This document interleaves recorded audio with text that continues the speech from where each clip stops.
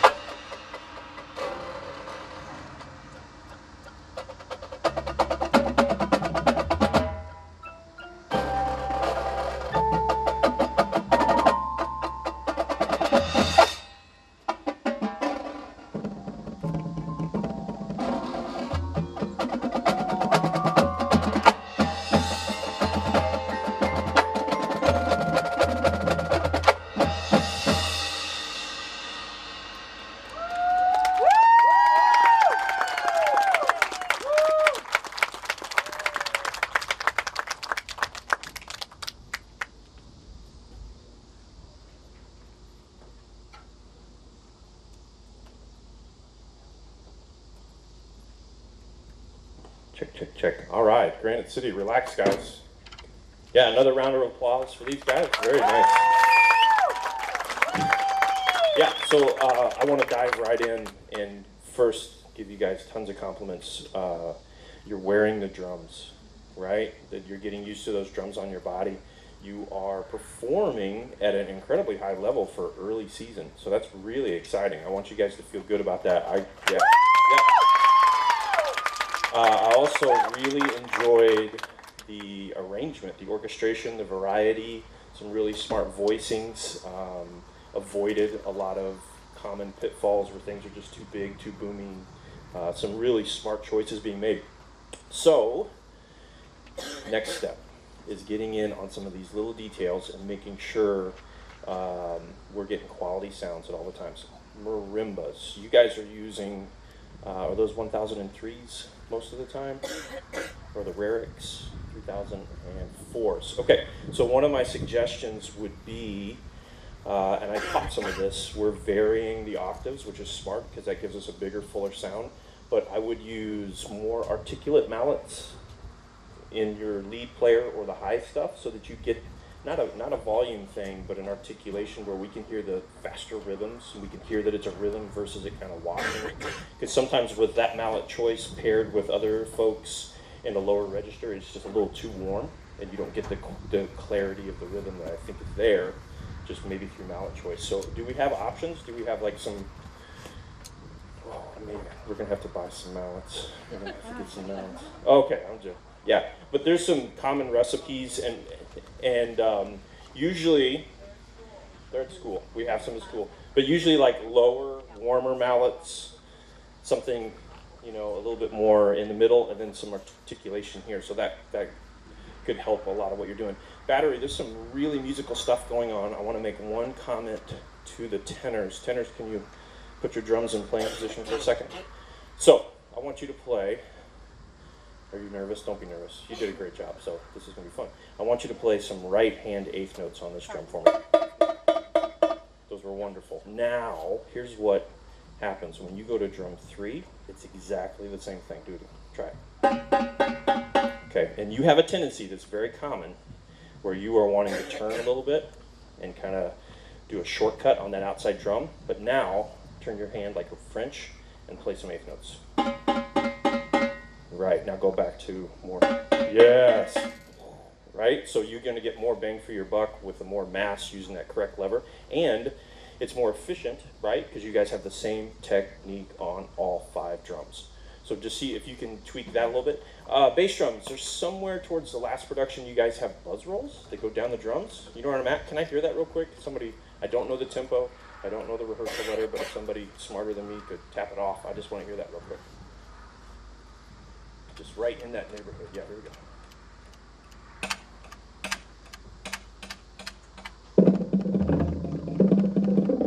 And off. Good. One more time. All right, 1, 2, ready, go. Good. Now, you are buzz rolling. What's the goal of a buzz roll? To be a short sound or a long sound? Long sound, right? We want length. We want sustain. You are attempting to create sustain in the most articulate spot on your drum. Everybody move to 12 o'clock on the, almost on the rim. Yep. Now try it. 1, 2, listen for the difference. 2, here we go. Okay, might be on the foam, go down like half an inch. Try it again. We're experimenting so that we get not just the rhythmic split of what we're doing, but we get more quality. 1, 2, ready. Yeah. Yeah. You guys hear the difference? So you're working, you're not working as hard, and you're getting the sound that you want in the orchestration. So little things like that, but it's so fun to talk about those kind of details in August versus, you know, that's kind of an end of October kind of comment. So congratulations to you guys. I'm gonna pass it over to Mr. Kuhn. Nice job, guys. By just sliding the mics around, okay? All right, sorry guys, we were talking electronics, we're getting some pop, we're gonna get that fixed for you guys, and talking about mics real quick, things that you don't have to worry about. You just keep playing great, okay? First of all, can we just start the show one more time, okay? And what I'm like, well, let's just start it, and then I'll tell you a couple things, okay? So number one, drum majors, I want to make sure you guys are really connected pulse-wise. Are you the one, the main drum major they're looking at, or is she the one? You're both the one. Okay, so we have A, both A's. So who's actually in charge here at the beginning? Okay, so you're in charge. So we just need to make sure you're right with him, because I didn't feel like we were exact that time. Okay, and is this usually how far apart you guys are with the entire band? Okay, so you're usually like another 10 yards out, something like that? Okay, all right, cool. Here we go. From the top, one more time, please, and then we're going to talk about a couple of things.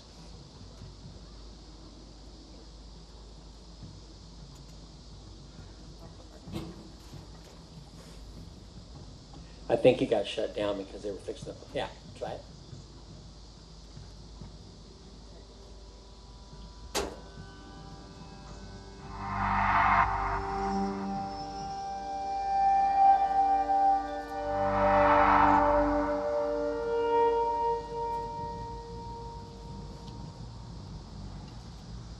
Good, make sure.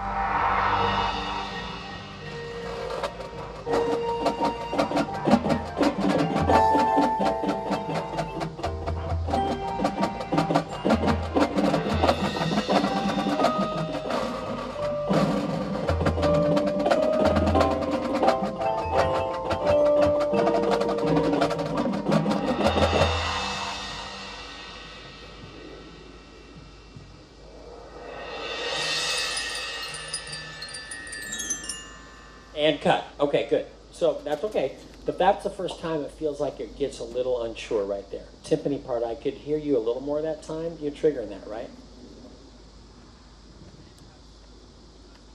Oh, that's why I didn't hear it the first time? Okay, good. So now I can hear that you're slow. Right? It's okay. That's a good thing. Because if I hear it and I say, hey, you're a little slow on the timpani, then you can fix that. You got to really be more in charge there, and then we need to get that timpani sound to be a little more pronounced. And then we need to pull the bass down a little bit, I think. I love the tone you're getting on the bass. I could use a little more front to the note, though. Do you know what I mean? Dum, dum, dum, ding, dum, dum. We're still going to be tenuto connected, but I got to have a little bit more edge, so it's not as rounded when you come in. I want it to blend, but I want everyone to really feel dum ding dum ding. That's supposed to boom da da da da, and it's just all kind of washy. Does that make sense? Okay, cool. All right, how did that go compared to the first time battery? Better, the same, or not as good? About the same? Okay, good, good. I was just checking consistency. I thought it went a little bit better, but I thought it went really well the first time. But that time everything felt like you were just doing it because you loved to do it, and you weren't worried about us anymore because Cliff's already talked to you, and like the newness is worn off. Would you agree with that? Okay, so now what you got to figure out is how to just come on the field the first time at these shows. Don't call them contests, okay? Yeah, there's some numbers at the end, but let's call them shows because you're really coming to perform for each other and for the audience, right? You got to figure out, hey man, we're going to come on and do our thing, and then we're going to go away, and whatever happens, happens, because that's the only thing we really have control over, all right?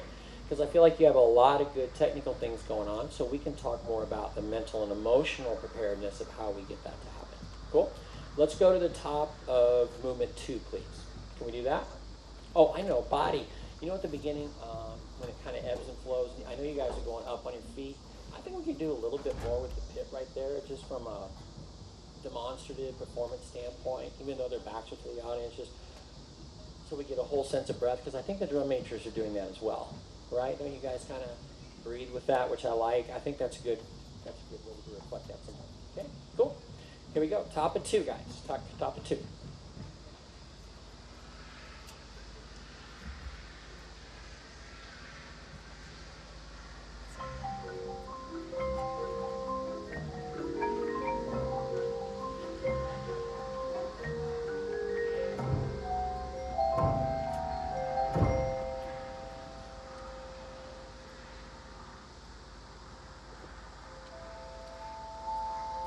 More crescendo. Yeah, a little more crescendo. More, yeah. You got to keep balancing this in now, okay?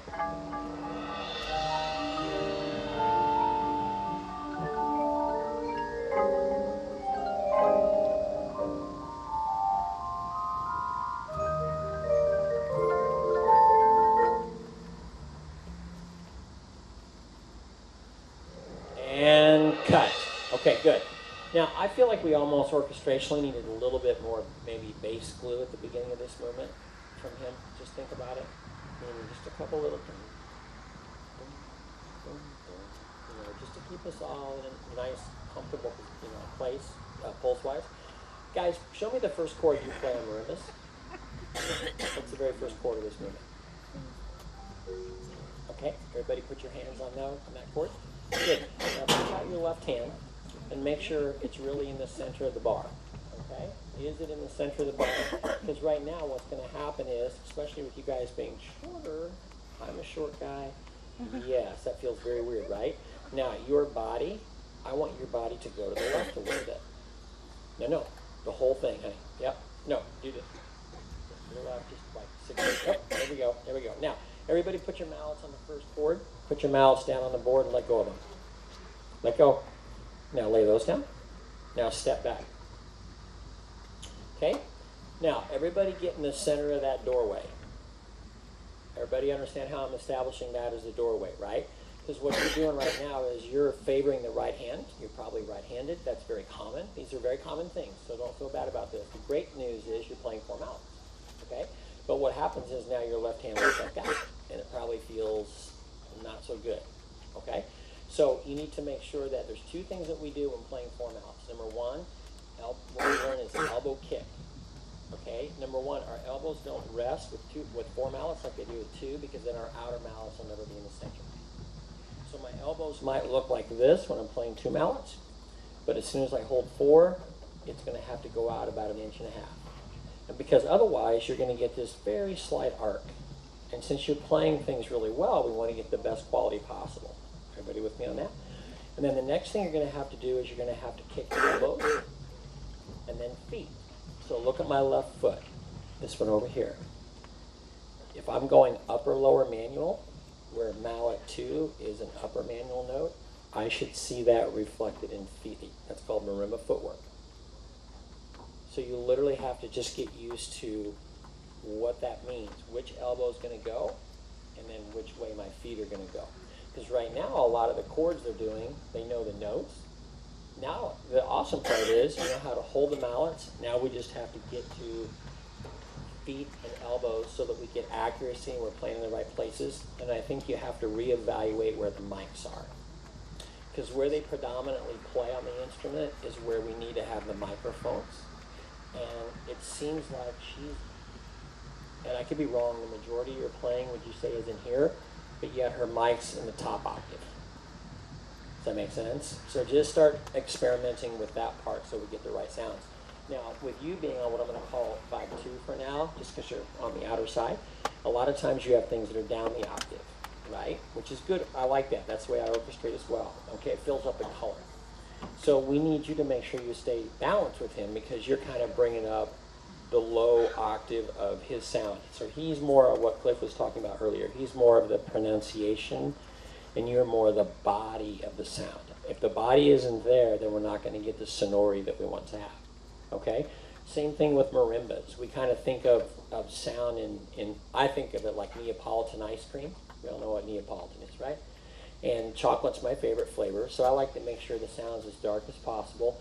That's where you come in on that bad boy. You have this beautiful $15,000 Adams instrument you get to play, right? So you're like the low end a lot of times. You're going to be the strawberry, and then you're the vanilla on top. So we need to make sure with mallet choice that we're really getting that sound filled out so it's as full bodied as possible. Okay? All right, great job today, guys. Battery, good listening, good mallet placement, skill set. Listen to what Cliff said about buzz rolls, though. I want to make sure we're doing more buzz to open things in warm-ups and make sure we're getting orchestral buzz sounds, less press on the front and more long. Think of it as a paintbrush. We want a 4-inch paintbrush. Right now we're getting like really short. Cool? All right, nice job, guys. Have a good day. Have a good fall, okay?